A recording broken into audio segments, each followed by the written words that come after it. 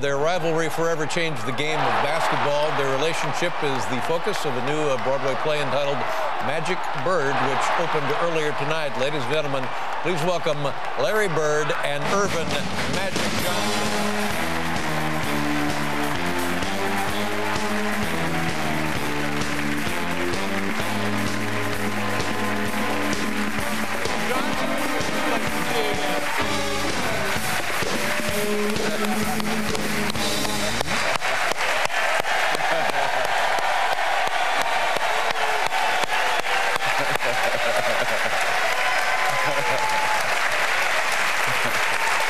Thank you. Thank you very much.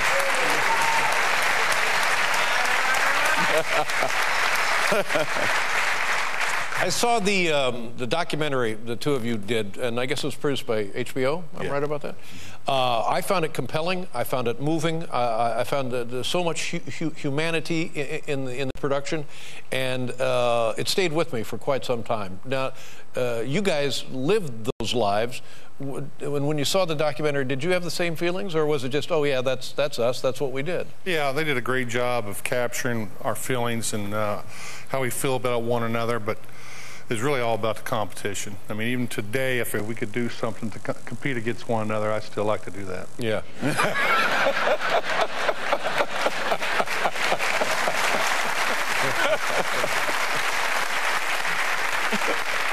Magic, you feel the same way? Oh, I feel exactly the same way. I wish we could compete against each other right now. Well, you know what you could do is you could go out and buy a baseball team now.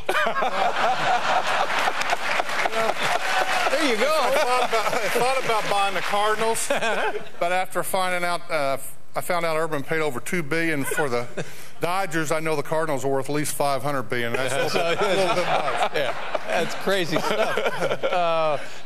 When you guys knew each other earlier, you know, everybody knows about the NCAA championship game in 1979. Do I have that date right? But you guys actually played as in some sort of, was it an amateur summer tournament or like that? Where was that? When was that?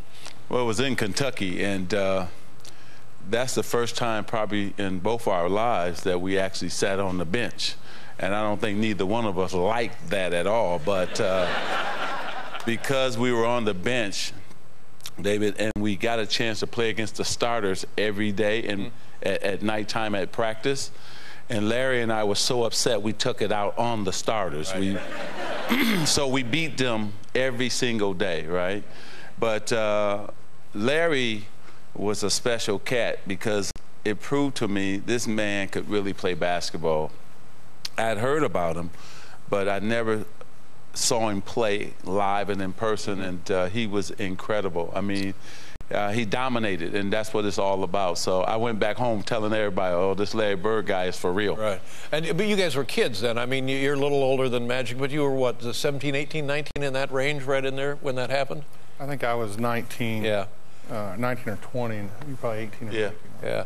And you were, from the beginning, and correct me if I get any of this wrong, because it's your life, and, well, you guys ought to know. Magic, were you inclined early on to become friends with this guy because you were drawn to him because of his basketball abilities? Did you want to be friends with him from the beginning? From the beginning, I wanted to be friends, but Larry didn't want none of that. You know, and so... You know, and so I said, okay, if that's how it's going to be, then we have to be like that. Yeah, that's right. So I started disliking him too. But you know, he told me that, you know, I smiled all the time, and he knew that I will smile at you, but I want to cut your heart out at the same time. So.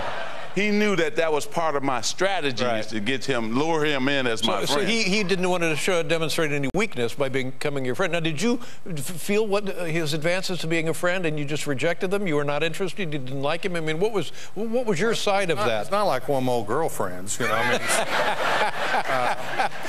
when you say advances, I get a little scared. But you know, my thing was when you compete, you're really not friends. You want to keep an edge. And I was like that through high school and through college. But Irvin is an outgoing guy. He loves everybody. He wants to high five. And, you know, he got that big smile. My goal was to try to take 3 of them teeth home with me. That's 2 different perspectives. That's interesting because Indiana, Michigan, same generation of basketball, similar players, identical players, similar ideology about playing. Anything to do with the Midwest or the times that you guys came from? I think it's the Midwest, and I think when you think about Indiana high school basketball, I mean, everybody says it's the best. You think about Michigan, we're right there with Indiana, and so how we were taught to play the game, both Larry and I, and then the way we wanted to play the game as individuals. And so we're mirrors of each other. I may smile a little bit more, but the way we played the game of basketball was exactly the same, because we would do anything to win. We didn't care about scoring points. We cared about winning the game and making our teammates better. Yeah. And that's why I think that, you know, oh, thank you.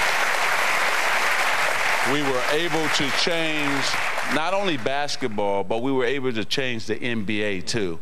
And so that was great for both of us. I want to talk about that in a little bit. But so now you guys meet the first time in this summer league tournament, whatever it was.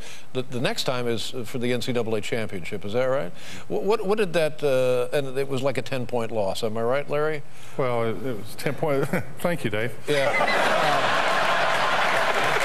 It felt more like a 20-point loss. But you know, when you're out there playing and you get started in these games, sometimes you go, uh-oh, these guys are pretty good. Right. And I had that feeling at halftime that these guys were too much for us. Now at the beginning of the game, did you meet Irvin there? Why? Do you remember trying to talk to Larry before the game? Nope. Yeah. You had learned your lesson. I learned my lesson, and at that time, he was going after something I wanted bad, and I was going after something he wanted bad. So we didn't want to talk. We wanted to get it on and see who was the best. And in terms of basketball, in terms of your career, in terms of your life and championships, what did losing that championship mean to you, and how did it affect you? Yeah, that's the toughest one I've ever taken because, you know, you had all your friends. You're at a college. It's really when you step away from home. I felt in Indiana State, they accepted me, brought me in. It was tough, and it's still tough. Yeah. But still tough today. Yes. Yeah. But, and how about you, Magic? What did winning that title mean for you? Well, you know, you just heard him. It's still tough for him. That's cold. We'll be right back with Larry Bird and Magic Johnson. That's cold.